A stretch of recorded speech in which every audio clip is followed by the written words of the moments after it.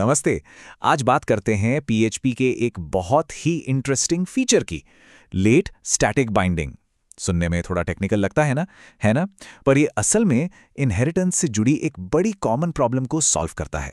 और ये कहानी है कि कैसे एक छोटे से चेंज ने पीएचपी में ऑब्जेक्ट ओरिएंटेड प्रोग्रामिंग को काफी बेहतर बना दिया। तो आज हम क्या-क्या देखने वाले हैं। सबसे पहले देखेंगे कि आखिर प्रॉब्लम क्या थी, इनहेरिटेंस में क्या गड़बड़ हो रही थी। फिर पीएचपी इसका क्या सॉल्यूशन लेकर आया, उसे समझेंगे। अर्ली और लेट बाइंडिंग में आखिर फर्क क्या है, ये भी जानेंगे। एक बढ़िया सा प्रैक्टिकल एग्जाम्पल भी देखेंगे। और हाँ, सबसे जरूरी, आपको कब कौन सा यूज करना चाहिए। तो चलिए एक छोटी सी टाइम ट्रैवल करते हैं।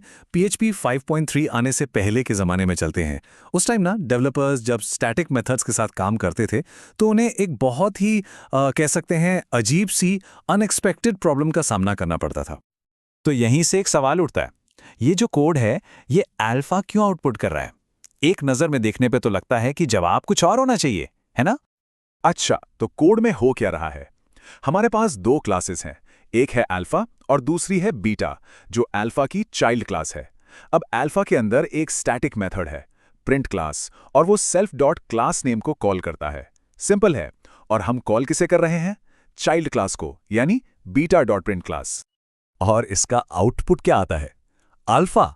हाँ, बीटा नहीं, अल्फा। ये थोड़ा अजीब है, राइट? मतलब हम कॉल तो बीटा पर कर रहे हैं, पर रिजल्ट अल्फा का मिल रहा है। बस यही वो प्रॉब्लम थी जो डेवलपर्स को सच में परेशान कर रही थी। तो ऐसा हो क्यों रहा है? इसकी वजह है अर्ली बाइंडिंग।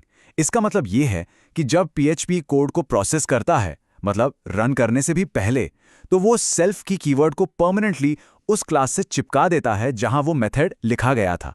हमारे केस में वो अल्फा क्लास थी, तो सेल्फ के लिए वो हमेशा अल्फा ही रहेगा, चाहे आप उसे कहीं से भी कॉल कर लो। अब इस बड़ी प्रॉब्लम को सॉल्व करने के लिए पीएचपी एक सॉल्यूशन लेकर आया, और ये एक ऐसा फीचर था जिसने स्टैटिक इनहेरिटेंस को देखने का पूरा नजरिया ही बदल दिया। ये बात है साल 2009 की, जब PHP 5.3 रिलीज हुआ तो उसके साथ इंट्रोड्यूस हुई लेट स्टैटिक बाइंडिंग। ये PHP की हिस्ट्री में एक काफी इंपॉर्टेंट मोमेंट था। तो लेट स्टैटिक बाइंडिंग का मकसद क्या था? इसका मेन गोल था स्टैटिक मेथड्स को ज्यादा फ्लेक्सिबल बनाना। मतलब वो उस क्लास के हिसाब से बिहेव करें जहां से उन्हें कॉल किया जा रहा है, न कि जहां वो लिखे गए हैं, बिल्कुल नॉन स्टैटिक मेथड्स की तरह। तो चलो अब इन दोनों के बीच का जो मेन डिफरेंस है उसे थोड़ा और डीप में समझते हैं। ये जानना बहुत जरूरी है कि ये नया सॉल्यूशन आखिर पुराने वाले से अलग कैसे है।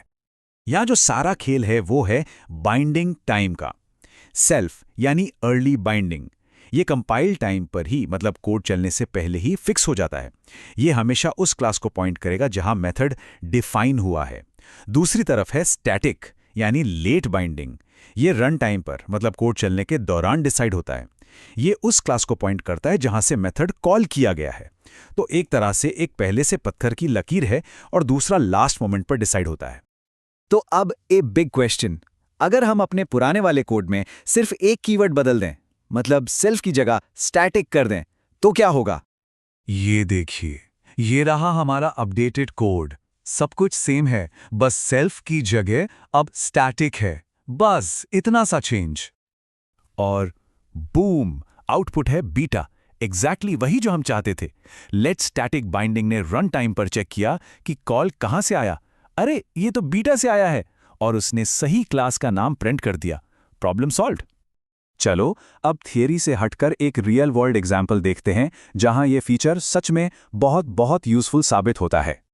इमेजिन करो आप एक वेब एप्लीकेशन बना रहे हैं और आपके पास एक बेस मॉडल क्लास है। ये एक तरह से डेटाबेस ऑपरेशंस के लिए ब्लूप्रिंट है, और बाकी सारे मॉडल्स जैसे यूजर मॉडल हो गया, प्रोडक्ट मॉडल हो गया, वो सब इसी को एक्सटेंड करते हैं। अब इस कोड को देखो। मॉडल क्लास में एक गेट टेबल मेथड है जो स्टैटिक स्टेबल प्रॉपर्टी रिटर्न करता है। फिर हमारी यूजर क्लास है जो मॉडल को एक्सटेंड कर रही है और अपनी खुद की डॉलर टेबल प्रॉपर्टी डिफाइन कर रही है, यूजर्स। अब यहां स्टैटिक का जादू ये है कि जब हम user dot gate table call करते हैं तो वो यूजर वाली डॉलर टेबल प्रॉपर्टी को ही उठाता है, और इसीलिए आउटपुट आता है यूजर्स। सोचो अगर यहां सेल्फ होता तो आउटपुट आता मॉडल्स, जो कि बिल्कुल गलत होता। यही तो पावर है स्टैटिक की। ये बेस क्लास को चाइल्ड क्लास के कॉन्टेक्स्ट में काम करने देता है। तो अब आते हैं सबसे जरूरी पॉइंट पर। ये सब तो ठीक है, पर हमें कब क्या यूज करना है, मतलब कब सेल्फ के साथ और कब स्टैटिक के साथ। इसका एक सिंपल सा रूल है। तब यूज करना है जब आपको स्पेसिफिकली उसी क्लास को रेफर करना है जहां कोड लिखा है, इनहेरिटेंस से कोई लेना देना नहीं, एकदम फिक्स्ड बिहेवियर। और स्टैटिक तब जब आप चाहते हैं कि चाइल्ड क्लासेस स्टैटिक मेथड्स या प्रॉपर्टीज को ओवरराइड कर सकें, मतलब जब आपको फ्लेक्सिबिलिटी चाहिए। तो आज हमने अर्ली और लेट स्टैटिक बाइंडिंग के बीच का ये इंपॉर्टेंट डिफरेंस देखा। अब सवाल ये है कि इस नॉलेज का इस्तेमाल आप अपने अगले प्रोजेक्ट में कैसे करेंगे। स्टैटिक पॉलीमॉर्फिज्म का ये कॉन्सेप्ट आपके कोड को वाकई में ज्यादा फ्लेक्सिबल और पावरफुल बना सकता है। सोचिएगा जरूर।